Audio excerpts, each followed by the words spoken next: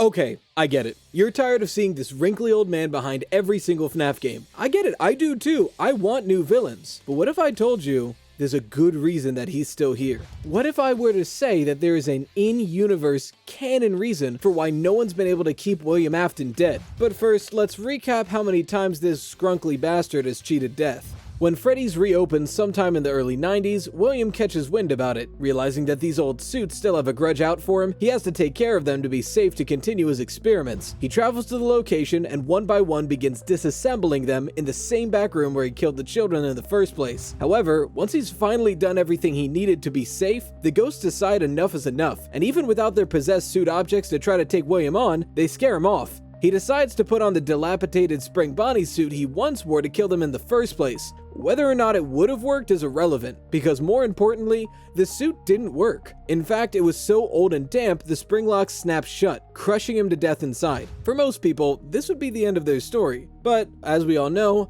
William always comes back. Haunted by his own hatred, he possessed the very suit that he died in. However, the room was sealed before anyone could get in, and before he could get out. And he remained there trapped forever, until he wasn't.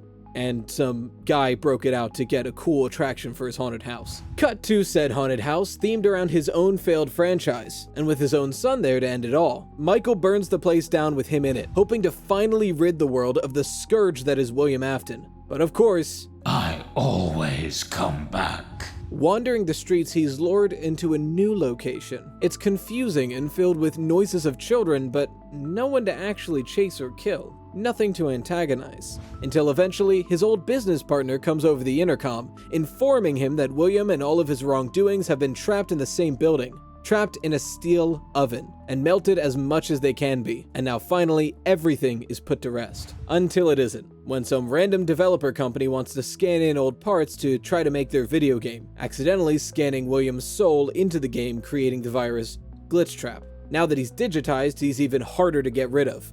Unless you have like Malwarebytes or something. Now in his digitized form, he's not technically back, but with the help of his brainwashed assistant Vanny, they begin to build a body to input him back into. Just so, once again, William can always come back. Sure, this sucks. Like, admittedly, I'm also bored of William Afton. I want that old crusty bastard to stay in his grave. I want new villains. I wanted Vanny to be a standalone villain. But one theory makes this chain of events that we have currently a lot more believable and frankly a little bit more interesting. Now this theory I was first exposed to in a comment in my last video. Someone who goes by the name, forgive me, I'm gonna fuck up the pronunciation, Angel Matias Torres, who said this: "It means that Springtrap is just a pure version of Agony. After all, being spring-locked and crushed, your bones and organs is not a good way to go. Hence why Springtrap just doesn't die." Suddenly, everything began to make sense. Okay, hopefully this isn't obvious that this is like 2 days later, Riley, but I forgot to introduce the difference between Remnant and Agony in this video. I kind of assumed you would know that, I'm sure most of you do, but in case you don't know what the hell I'm talking about, now what I'm about to say isn't technically confirmed. A lot of this is still very messy and we're working with the best we know. We don't know a lot about either of these things, but we know some things, and a lot of the speculation that we're using makes sense, but we don't for sure know it's real. So, as with most of my theories, take this with a grain of salt. Now, from what we know, Remnant is more of like a tangible soul. It's the energy that somebody creates when they want to possess something. It's the closest we have to a real version of somebody's soul. And it can be infused into things, and then that person goes on to possess what it's been infused to. It's a little bit more understandable, and if melted properly enough, it goes away. Agony, we know way less about. We barely know anything about Remnant. But the idea is that Agony is formed from the strongest human emotion, agony. It's more violent, it's more aggressive, it's more of a wild dog than a controlled enemy. We also don't know what gets rid of it, so fire might not. And that's where a lot of this comes into play. So again, a lot of this is still up in the air, but these are the definitions that I'm working with this theory. If you disagree with me, let me know. We know for the most part, after a sufficient amount of fire, Remnant gets destroyed. But we don't know anything about how to get rid of Agony. Frankly, we don't know anything about Agony, really. Perhaps Agony can't be destroyed by fire. So what changes? What does the franchise look like if Afton is part Remnant and part Agony? And remember, this whole video only happened because of one comment. So if you've got theories like this that you want people to expound on, leave a comment or even join the Discord where a bunch of us are theorizing right now. I'll see you there. Anyway, back to the new plot. From his first death, crushed in a springlock suit. This seems like an incredibly painful way to go. Surely plenty of agony formed then. Then, sealed up in a back room, the agony was left alone to fester, until finally, he was recovered and put into a place filled with misery. A haunted house filled with memorabilia of his own actions. What a wonderful place for a being of agony and remnant to spree. His own son tries to burn him away, and while he may have lost some of his remnant, his agony lives on. Now he's angrier, looking for more, and he lets this own anger blind him and falls for a trap set by Henry Emily. Burnt alive, or burnt dead once again, any remnant that was with him is surely gone now. All that is left is a melted pile of robotics tainted by heaps of agony. However, the object the agony is possessing is immobile. It's a solid pile of mismatched melted robotics. It's not capable of moving, let alone leaving or escaping, but it's capable of spreading, especially when scanned into a video game.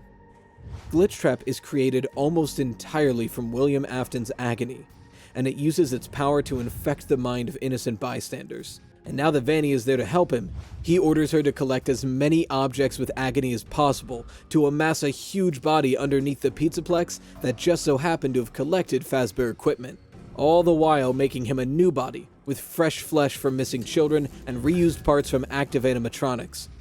This would be a new experiment. William Afton has infused things with Remnant before, but he's never worked with agony. It would be a risk, but a necessary one. Finally, when all is said and done, Glitchtrap, the virus made of his own agony, enters his newly formed body. A body that is a struggle to move and work with, but is soon consumed by the beast of agony they've created below. All in the hopes that William's agony is strong enough to tame the beast. To become the beast. I think that's pretty sick, but I hear you. What about Ultimate Custom Night? Remember back in Freddy Fazbear Pizzeria Simulator, I mentioned that with that fire, most likely all of his remaining remnant is gone, as it leaves most of the other animatronics that were there. I believe that William Afton's true soul is gone, but left with the vengeful spirit, and is now being tormented in Ultimate Custom Night forevermore.